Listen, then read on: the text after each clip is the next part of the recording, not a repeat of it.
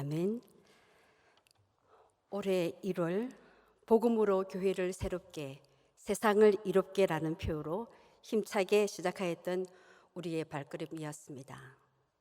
어느새 한 해의 끝자락에 서 있습니다. 여기까지 인도해 주신 하나님의 은혜에 감사드립니다.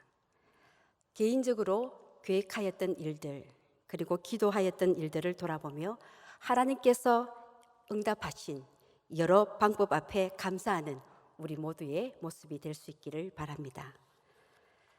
신명기는 출애굽 시대에 하나님의 종이요 또 민족의 영도자였던 모세가 자신의 임종을 앞두고 앞으로 이스라엘의 다음 세대들에게 새 시대를 준비시키기 위해 남긴 당부의 말씀입니다. 즉 모세의 고별 설교입니다. 모세는 하나님의 율법의 핵심 내용을 요약해서 백성들에게 강론하였습니다. 그리고 하나님의 선택받은 백성으로서 바른 자세를 새롭게 가지도록 하여서 자신의 사후에 가나안 정복 전쟁과 그리고 가나안 정착 생활에 바르게 그들이 임할 수 있도록 준비시키고 있는 것입니다. 그리고 이것을 기록으로 남겨서 당시 모압 평지에서 요단강 도하를 목전에 두고 있는 그들의 백성들뿐만 아니라 오고 오는 모든 세대의 영원한 이스라엘 백성들에게 바른 삶의 기준인 율법과 또 이에 대한 순종의 삶을 살 것을 교훈하고 있습니다. 출애굽한 이스라엘 백성들이 호렙산을 출발하여서 가데스 바네아에 이르는 길은 결코 순탄하지 않았습니다. 그 길에는 적어도 두 개의 거대한 장애물이 있었습니다. 그 하나는 광야이고 다른 하나는 아모리 족속이었습니다. 그들이 경험한 광야는 불뱀과 정갈이 많은 데다가 거의 물이 없는 지역이었습니다. 그리고 낮에 일그리는 해와 밤에 추위는 광야의 또 다른 위험이었습니다. 그래서 모세는 크고 두려운 광야라고 묘사하고 있습니다. 또한 아모리 족속은 당시 팔레스틴과 그 주변에서 세력을 팽창해 가고 있던 족속으로 매우 강력한 군사력을 보유하고 있었습니다. 이런 아모리 족속이 이스라엘에게는 위협적인 존재였습니다. 이처럼 이스라엘 백성들이 가야 할 길은 두려운 광야와 아모리 족속과 같은 대적의 위험이 따르는 험난한 길이었습니다. 그럼에도 불구하고 그들은 이 광야를 통과해야만 약속의 땅에 들어갈 수 있었으므로 다른 선택의 여지가 없었습니다. 이스라엘 백성들 앞에 놓인 거대한 장애물은 결코 피할 수 없는 것이었습니다. 출애굽 1세대가 약속의 땅 가나안에 들어가지 못하고 광야에서 다 소멸된 것은 그들이 통과해야만 하는 이 장애물들을 두려워하고 피해가려고 했기 때문입니다. 오늘날 우리가 나아가는 믿음의 길도 이처럼 순탄하지 않습니다. 우리 앞에도 마치 크고 두려운 광야와 아모리 족속과도 같은 장애물들이 삶의 곳곳에 놓여 있습니다. 이 장애물들, 곧 고난과 시련을 두려워한다면 결코 하나님의 약속하신 땅인 하늘나라에 들어가지 못한다라는 것입니다. 우리 앞에 놓인 인생의 여러 모양의 장애물들을 두려워하지 말고 담대히 약속의 말씀을 붙들고 약속의 땅에 나아갈 때 모든 장애물들은 능히 극복될 수 있는 것입니다. 하나님이 우리를 위해 싸우시면 우리는 모든 난관을 극복하고 이 땅에서 천국을 경험할 뿐만 아니라 종국에는 약속하신 천국에 이르게 되는 것입니다. 20절 말씀에 보면 모세는 이스라엘 백성들에게 아모리 족속의 산지를 여호와께서 이미 우리에게 주셨다라고 증거하고 있습니다. 여기서 아모리 족속의 산지는 곧 가나안 땅을 말하는 것입니다. 즉 모세는 이스라엘이 가나안 땅에는 발을 들여놓지 않았음에도 불구하고 가나안 땅이 이미 이스라엘의 소유가 된 것처럼 말하고 있습니다. 그렇다면 모세가 이처럼 말하는 근거는 무엇이겠습니까? 그것은 바로 가나안 땅에 대한 약속이 하나님께서 주신 약속이었기 때문입니다. 즉 모세는 하나님께서 당신의 약속을 온전히 지키시는 분임을 알고 그 하나님에 대한 확신을 가지고 이렇게 말하였던 것입니다. 하나님은 결코 시근하는 법이 없습니다. 한번 약속하신 말씀에 대해서는 반드시 지키시는 분입니다. 따라서 우리 또한 모세와 같이 하나님의 약속에 대해서는 이미 받은 것으로 알고 확신해야 합니다. 의심하는 자에게는 의심하는 대로 되어지고 확신하는 자에게는 확신하는 대로 이루어지는 것입니다. 40년 후 가나안 땅은 이스라엘에게 틀림없이 주어지지 않았습니까? 하지만 그 약속을 신뢰하지 못했던 출애굽 1세대들은 그 약속에 참여하지 못하였습니다. 오늘 우리에게도 하나님께서는 말씀으로 약속하고 계십니다. 그 말씀을 의심하지 않고 확신하고 받아들일 때 그 말씀이 내 속에서 그대로 이루어지는 것입니다. 21절 말씀을 보면 모세는 이스라엘 백성들을 향하여 너희의 하나님 여호와께서 이 땅을 너희 앞에 두셨은즉 너희 조상의 하나님 여호와께서 너희에게 이르신 대로 올라가서 차지하라. 두려워하지 말라. 주저하지 말라라고 말하고 있습니다. 그렇습니다. 이 가나안 땅은 하나님께서 이미 이스라엘 백성들에게 약속으로 주신 땅이었으므로 이스라엘 백성들은 두려워하거나 주저할 이유가 없이 올라가서 차지하기만 하면 되는 것이었습니다. 그러나 이스라엘 백성들은 그렇게 하지 못했습니다. 그들은 비록 가나안 땅에 들어가기를 간절히 소원하기는 했지만 정작 진군 명령이 떨어졌을 때는 주저하여 앞으로 나아가지 못했던 것입니다. 왜 그랬습니까? 하나님의 약속에 대한 확고한 믿음이 없었고 그로 인해 그들 마음속에는 두려움이 자리하고 있었기 때문입니다. 그들은 지금까지 하나님께서 그들 가운데서 어떻게 역사하셨는지 친히 목도했음에도 그분의 약속이나 말씀을 온전히 신뢰하지 못했기에 결단의 순간에 선뜻 결단을 내리지 못하고 머뭇거렸던 것입니다. 우리가 경계해야 할 독서가 바로 이것입니다. 우리가 하나님의 약속을 가졌으면 두려워하지도 주저하지도 말고 앞으로 나가야 하는 것입니다. 여호수아가 물이 언덕에 넘치는 요단을 향해 들어가도록 명했을 때 순종했던 이스라엘 백성들처럼 하나님의 약속을 가진 사람들은 믿음을 가지고 행동해야 하며 그때에 행동할 때 하나님께서는 역사를 일으켜 주시는 것입니다. 오늘날 왜 세상에 대한 교회들의 영향력이 줄어들었습니까? 칠흑 같은 어둠 속에서는 작은 불빛도 멀리까지 비추는 법인데 사회에 대한 교회의 영향력이 감소되는 현실은 우리 그리스도인들이 신앙의 결단을 내려야 할 그 순간에 믿음이 없어서 세상을 두려워하며 주저하였기 때문에 그러한 역사가 하나님의 역사가 일어나지 않는 것입니다. 22절에서는 21절에서 올라가서 차지하라라는 모세의 명령에 대한 이스라엘 백성들의 반응이 나옵니다. 이스라엘 백성들은 올라가 차지하라라는 모세의 명령에 즉각 순종하지 않고 우선 정탐들을 보내어 가나안 땅의 상황을 자세히 알아보고자 제안하였습니다. 이것은 어찌 보면 아주 합리적인 제안으로 보입니다. 또 실제로 전투를 하기에 앞서 상대의 상황을 살피는 것은 매우 중요합니다. 지피지기면 백전백승이라고 하였듯이 전투에 앞서서 적진의 상황을 살피는 것이 얼마나 중요한지 모릅니다. 그러나 이스라엘 백성들에게 있어서 문제는 이미 전지하신 하나님께서 모든 것을 아시고 있는 상황에서 이스라엘의 대상으로서 하나님께서 명령하신 그 명령에 순종하지 않고 그들 스스로 무엇을 더 알아보고자 했다라는 점입니다. 즉 그들은 그들의 대상 되신 하나님의 판단보다 자신들의 판단을 더 의지하려는 교만과 불신앙을 가지고 있었던 것입니다. 그 결과가 무엇이었습니까?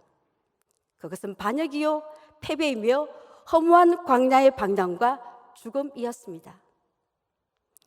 우리 또한 우리의 생각과 판단이 앞설 때 하나님의 명령은 들리지 않고 그 말씀은 믿어지지 않습니다. 어느새 합리라는 단어 앞에 우리의 믿음과 헌신과 순종은 가려져 찾기가 어렵게 되는 것입니다. 광야에서 주님이 모인 수많은 무리를 위해 식탁을 베푸실 때에 제자들은 자신들에게 있는 것이 고작 보리떡 5개와 물고기 2마리뿐이었음을 가지고 회의적인 반응을 보였습니다. 하지만 주님은 모인 사람들을 모두 배불리 먹을 수 있게 하셨고 그 남은 조각이 원래의 분량보다도 훨씬 많게 하셨습니다. 하나님의 역사는 사람이 산술적으로 계산할 수가 없는 것입니다. 하나님의 계산법과 인간의 계산법은 결코 같지 않습니다. 하나님의 계산법은 인간의 판단이나 산술이나 합리를 뛰어넘는 것입니다. 그러므로 바울은 하나님의 판단은 측량치 못할 것이다 라고 외쳤습니다. 우리는 하나님의 명령과 말씀보다 우리의 이성적 판단을 앞세워서는 안 될 것입니다. 하나님의 명령과 말씀 앞에서 하나님을 믿고 그 말씀에 순종하는 우리의 모습이 되어야 할 것입니다. 그리하면 하나님께서는 우리가 생각할 수 없는 놀라운 권능의 역사를 일으키시는 것입니다. 25절에서 모세는 가나안 땅에 들어갈 다음 세대들에게 정탐꾼 사건 이야기를 하면서 그들이 얻게 될 약속의 땅이 하나님이 주시기로 약속한 복인 것을 앞세워 강조하고 있습니다. 정탐꾼들이 정탐하여 돌아와서 보고하는 첫 마디가 하나님이 우리에게 주시는 땅은 좋다라고 말하였습니다. 가나안 땅이 좋다라고 표현한 이 내용에서 다음 세대들이 바라보고 있는 약속의 땅 가나안이 이미 40년 전에 정탐꾼들에 의해 비옥한 땅으로 확인된 바 있다는 사실을 드러내주고 있는 것입니다. 10명의 정탐꾼들을 비롯하여 여호수아와 갈렙을 제외한 모든 출애굽 1세대 사람들은 그 사건과 관련된 제약으로 인해 40년간 광야를 헤매면서 다 죽었지만 그 세대조차도 약속의 땅이 젖과 꿀이 흐르는 축복의 땅이라는 사실만큼은 인정했다라는 사실을 모세는 지금 이스라엘의 신세대들에게 가르쳐주고 있는 것입니다. 26절에서는 이스라엘 백성들은 정탐꾼들의 보고를 듣고도 여호와의 명을 거역하여 가나안 땅으로 올라가지 않았다라고 언급하고 있습니다. 그러나 너희가 올라가기를 원하지 아니하고 너희의 하나님 여호와의 명령을 거역하여. 여기서 너희가 올라가기를 원하지 아니하고라는 이 원어적인 의미를 살펴보면 이스라엘 백성들은 하나님의 약속의 땅을 향하여 나아가려는 자발적인 모습이 전혀 없었다라는 의미를 담고 있습니다. 이것은 그저 거부한 것이 아니라 하나님의 기업을 적극적으로 차지하려는 그 의지 자체를 거부한 것임을 말해주고 있습니다. 그 땅의 산물이 좋다고 하면서도 정작 그 땅을 차지하기 위한 전쟁에 대한 책임은 거부하고 있는 그들의 모습을 볼 수 있습니다. 그리고 너희 하나님의 여호와의 명령을 거역하여라는 이 말의 원어적인 의미는 단순히 말을 듣지 않는 행위를 나타내는 것이 아니라 적극적인 불신앙과 그리고 반역의 행위를 표현해주고 있는 것입니다. 더 나아가서는 27절에서는 하나님에 대한 원망과 불평을 하고 있는 이스라엘 백성들의 모습을 볼 수 있습니다. 장막 중에서 원망하여 이르기를 여호와께서 우리를 미워하심으로 아모리 족속의 손에 넘겨 멸하시려고 우리를 애굽 땅에서 인도하여 내셨도다 라고 그들은 말하였습니다. 여기서 장막 중에서 원망하여 말해서 이 원망하다라는 이 말은 뒤에서 험담하다라는 뜻을 가지고 있습니다. 즉 이스라엘 백성들이 은밀한 중에 험담하는 비굴한 태도를 보여주는 것입니다. 비굴한 태도를 보여주고 있는 것입니다. 장막은 하나님이 임재하시는 성막과는 정반대의 개념을 말하고 있으면서 이 문장은 인간의 그릇되고 간교한 판단에 따라 하나님의 뜻을 멀리하고 뿐만 아니라 그 뜻에 불순종하는 이스라엘 공동체를 대변하는 말이라고 할 수 있습니다. 또한 여호와께서 우리를 미워하심으로라는 말은 하나님께서 계획적으로 자신들을 공경에 빠뜨리고 멸망시키시려고 애굽에서 인도해 내셨다라는 하나님에 대한 아주 심한 혐오와 원망 섞인 말인 것입니다. 이스라엘 백성들은 이렇게 자기들 앞에 놓인 가나안 땅 정복의 현실적인 그 어려움 때문에 하나님의 구원 섭리와 하나님의 속성까지도 왜곡하는 그러한 망언을 서슴지 않았습니다. 하나님께서 이스라엘 백성들을 애굽에서 인도해 내신 것은 당신의 자녀로 택한 자녀들에게 대한 온전한 사랑 때문이었습니다. 그런데 오히려 그들은 눈앞에 닥친 시련이 하나님의 미움 때문이라고 말함으로써 그 사실을 하나님에 대한 그들의 사랑에 대한 마음을 완전히 왜곡해 버린 것입니다. 이러한 배은망덕한 모습은 약속의 땅이라는 물질적인 목표만 쉽게 얻으려고 하는 인간의 탐욕이 그 마음 바탕에서 작용한 결과인 것입니다. 하나님께서는 이미 여러 차례 언약을 통해 땅과 후손의 축복을 그들에게 약속해 주셨습니다. 그 축복은 약속을 굳게 믿는 믿음과 책임 있는 삶을 통해 성취되는 것입니다. 따라서 이스라엘 백성들은 그 약속된 축복이 실현되기까지 믿음과 인내로 그 언약을 성실히 지키며 그 규례들을 하나님께서 명하신 규례들을 철저히 지켜야만 했습니다. 오늘날 하나님은 또한 우리를 사랑하셔서 우리를 죄에서 구원하시고 그리스도 안에서 영생을 우리들에게 약속해 주셨습니다. 그러나 이 언약이 완전히 성취되기까지 우리들은 하나님이 원하시는 삶의 방식에 따라 성실하게 우리의 인생길을 걸어가야 하는 것입니다. 때로 그 길이 아무리 힘들고 어려워도 인내함으로써 우리의 믿음을 지켜나갈 때 하나님께서 약속하신 그 약속의 성취를 우리의 삶을 통해서 맛보게 하시며 그 은혜를 누리게 해주시는 것입니다. 그리고 또한 종국에는 의와 생명의 면류관을 얻게 하시는 것입니다. 28절 말씀에 보면은 이스라엘 백성들은 우리가 어디로 가랴 우리의 형제들이 우리를 낙심하게 하여 말하기를 그 백성은 우리보다 장대하며 그 성읍들은 크고 성곽은 하늘에 닿았으며 우리가 또 거기서 아낙 자손들을 보았노라 하는도다.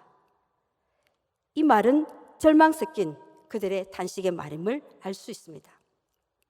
즉 그들은 만유보다 크시고 온 우주의 만물을 주관하시는 하나님에게서 그들의 눈을 돌려 하나님을 바라보지 못하게 될 때 그들은 자신들이 싸워야 할 가나안 족속들을 상대적으로 더 크게 보면서 낙심하고 절망하게 된 것입니다. 이것은 하나님에게서 눈을 돌려 하나님을 보지 못할 때 당면하게 되는 결과인 것입니다. 하나님을 잃어버린 자들은 하나님께서 약속하신 기업을 잃어버리게 되는 것입니다. 하나님의 약속하신 기업을 잃어버린다는 것은 결국 삶의 방향을 잃어버리는 것과 같다라는 것을 보여주고 있습니다. 하나님은 이미 홍해 사건을 통하여서 열방을 두려움에 사로잡히게 하셨으며 아말렉과의 전쟁에서도 싸움은 오직 하나님께 속한 것임을 분명하게 그들에게 보여주셨습니다. 그런데 이들은 지금 여호와께서 함께 하시기만 하면 오히려 천하 만민이 자신들을 무서워하고 그 마음이 높게 될 것이라는 사실을 믿음의 눈으로 바라보지 못하고 있는 것입니다. 눈앞에 놓인 현실을 바라보며 두려워하고 있는 이스라엘 백성들에게 하나님께서는 말씀하십니다. 29절입니다. 내가 너희에게 말하기를 그들을 무서워하지 말라, 두려워하지 말라. 모든 두려움은 하나님에 대한 온전한 사랑과 믿음이 결여된 결과입니다. 그러므로 죄인은 쫓아오는 자가 없어도 도망하며 두려워 떤다라고 잠언서에서는 말씀하고 있습니다. 따라서 두려워하지 말라라는 것은 하나님의 권능과 도우심의 손길을 분명하게 인지하고 하나님에 대한 신앙을 회복하라라는 뜻입니다. 연약한 우리 인간은 이스라엘 백성들처럼 하나님의 역사하시고 은혜 베풀어 주심을 경험하고도 곧잘 잊어버리고 우리 눈앞에 직면한 문제를 바라보며 신앙 없는 자처럼 무서워하고 두려워하는 것입니다. 그런데 오늘 말씀에서 우리가 두려워하지 않을 이유에 대해 찾아볼 수 있습니다. 그것은 우리의 걸음보다 항상 하나님께서 먼저 가셔서 모든 일을 행하신다라는 것입니다. 30절 말씀에 보면은 너희보다 먼저 가시는 너희의 하나님이 항상 이스라엘과 동행하셨고 또 계속 함께 하실 것을 말씀하고 있습니다. 그러면서 모세는 하나님이 지금까지 행하신 사역을 세 가지로 말하고 있습니다. 첫째는 하나님은 이스라엘의 대적과 싸우셨습니다. 애굽, 모압, 그리고 아모리 왕 시온, 바사 왕 옥과 하나님께서 친히 싸워주셨습니다. 그 싸움에서 하나님은 모두 승리를 안겨주셨습니다.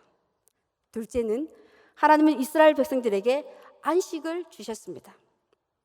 하나님은 아버지가 아들을 사랑하는 것처럼 선민을 아끼시고 그들의 안전한 생활을 여지껏 보장하셨습니다.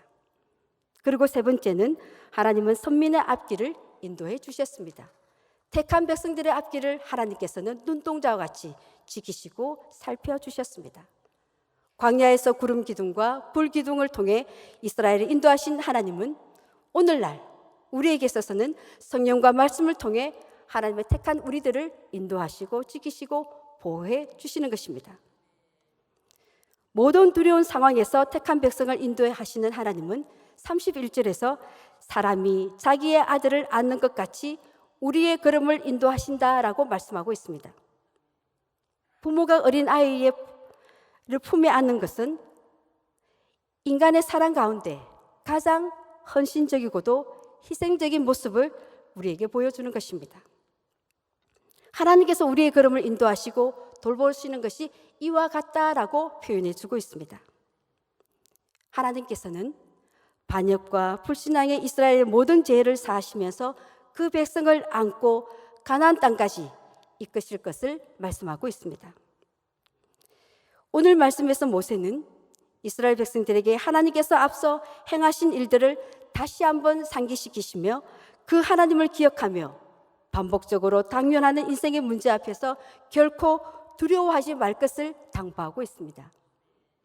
그 이유는 하나님께서 우리를 부모가 자기 아들을 안는 것 같이 안아서 우리를 인도하시고 동행하시기 때문입니다. 오늘 지나온 우리의 인생 걸음을 우리 모두가 뒤돌아보면요, 정말 하나님께서 우리를 꼭 안아주셨기 때문에 우리가 인생의 모든 모진 굴곡의 시간들을 견디면서 이겨낼 수 있었음을 고백하지 않을 수 없습니다. 각자 삶의 자리에서 말로 표현하지 못할 인생의 굴곡들이 있으실 것입니다. 그러나 하나님께서 우리를 꼭 안아주셔서 오늘 이 자리까지 있게 해주신 것입니다. 이 하나님의 손길을 잊지 않고 끝까지 믿음의 고백을 하는 우리의 모습이 될 수 있기를 바랍니다. 올 한 해도 지금 이 자리까지 우리의 걸음보다 앞서가시면서 모든 일들을 행하시고 우리로 하여금 상하지 않게 꼭 안으셔서 인도해 주신 하나님의 은혜에 우리 모두 감사할 수 있기를 바랍니다. 그러면서 또한 새롭게 펼쳐질 새해 앞에서도 앞서 행하실 하나님의 그 은혜를 기대하며 하나님을 향해 믿음의 걸음, 순종의 걸음을 내딛는 우리 모두의 삶이 되시기를 바랍니다. 다 함께 기도하겠습니다. 사랑과 은혜의 하나님, 이 자리까지 저희의 걸음보다 앞서 행하시며 안전하게 꼭 안으셔서 인도해 주신 하나님의 은혜에 감사드립니다. 하나님의 은혜를 곧잘 잊어버리고 반복적으로 죄를 범하는 저희임에도 한결같은 사랑으로 오늘까지 인도해 주심에 감사드립니다. 지금까지 지나온 세월 함께 하시며 역사하신 하나님의 은혜를 기억하며 매 순간 믿음으로 응답하며 살아갈 수 있도록 온전한 믿음과 지혜와 건강을 허락하여 주옵소서. 주님 앞에 서는 그날까지 저희들을 강건하게 하시고 날마다 손이 수고한 대로 그 열매를 먹게 하시며 찬양과 감사가 끊이지 않는 저희들의 입술이 되게 하여 주옵소서. 새해 새 마음으로 앞서가시며 행하실 하나님의 일을 기대하며 흔들리지 않는 믿음의 눈으로 하나님만 바라보며 나아가는 저희 모두의 삶이 되게 하여 주옵소서. 우리 주 예수 그리스도의 이름으로 기도드리옵나이다. 아멘.